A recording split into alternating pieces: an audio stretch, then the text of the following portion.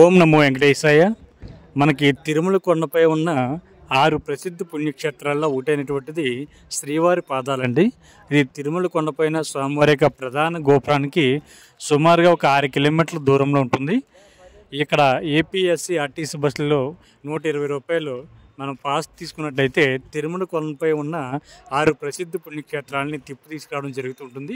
Private vehicles కూడా అందుబాటులో ఉంటాయండి. కాకపోతే రేట్లు మీరు మాట్లాడుకోవడం బట్టి ఉంటుంది. ఒక్కొక్కరు ఒక రేట్ చెప్తారు కాబట్టి మీరు బేరపడుకుని మీరు ఈ 6 క్షేత్రాలను చూడాలనుకుంటే మీరు ఆ ప్రైవేట్ వెహికల్స్ కూడా అందుబాటులో ఉంటాయి కాబట్టి శ్రీవారి పాదాలకు అయితే రావడం జరుగుతుంది. శ్రీవారి పాదాలు ఉన్న ప్రదేశం వచ్చేసి మనకి నారాయణగిరి పర్వతం అండి. అంటే సాక్షాత్తు శ్రీ మహావిష్ణువు తొలిసారిగా తిరుమల కొండపైన పాదం పెట్టినటువంటి ప్రదేశంగా చెప్తూ ఉంటారు. ఇక్కడ స్వామివారి యొక్క పాదముద్రలు అయితే మనకి కనిపిస్తూ ఉంటాయండి.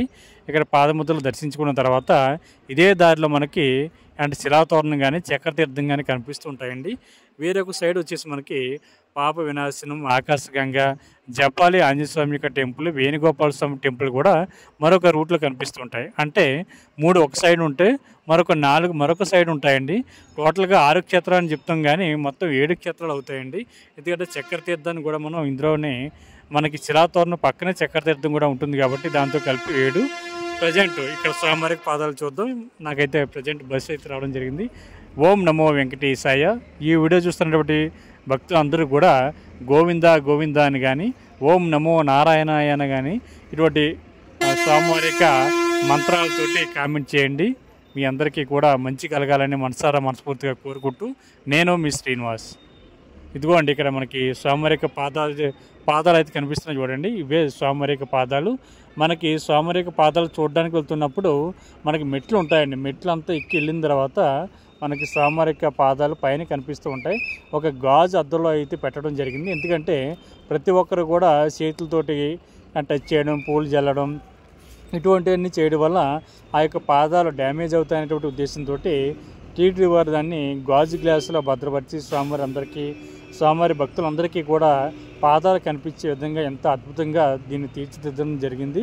ఇది అంతేకాకుండా శ్రీవారి పాదాలకు వెళ్ళేటువంటి రూట్ ఏదైతే ఉందో చాలా అందంగా చాలా అద్భుతంగా ఉంటుందండి. ఇక్కడ వ్యూ పాయింట్లు కానీ చుట్టూ ప్రకృతి రమణీయమైనటువంటి వాతావరణం కానీ చాలా బాగుంటాయి. ప్రతి ఒక్కరు కూడా తప్పనిసరిగా తిరుమల వచ్చిన వారు ప్రతి ఒక్కరు కూడా తిరుమల కొండల్లో ఉన్నటువంటి ఈ ప్రకృతి అందాలతో పాటు సాక్షాత్తు స్వామివారు తిరిగినటువంటి ప్రదేశం కాబట్టి మనకి తిరుమల కొండ ప్రతి ఒక్కరు కూడా తిరుమల కొండపై ఉన్నటువంటి స్వామివారిని అదేవిధంగా ఈ 6 క్షేత్రాలని సాక్షాత్తు స్వామివారి యొక్క పాదముద్రలను కూడా మనం దర్శించడానికి అవకాశం ఉంటుంది కాబట్టి ప్రతి ఒక్కరు కూడా మీరు టైం ఉంటే ఈ 6 క్షేత్రాలను తిరిగేటువంటి ప్రయత్నం చేయండి.